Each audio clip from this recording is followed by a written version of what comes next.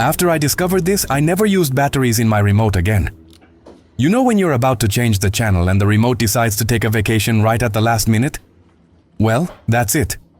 With this unimaginable trick, that's a thing of the past. Forget about desperately trying to borrow a battery from the kitchen clock. Now the remote works without batteries. Yes, that's right. A simple trick hidden in the remote, and voila, goodbye, dead batteries.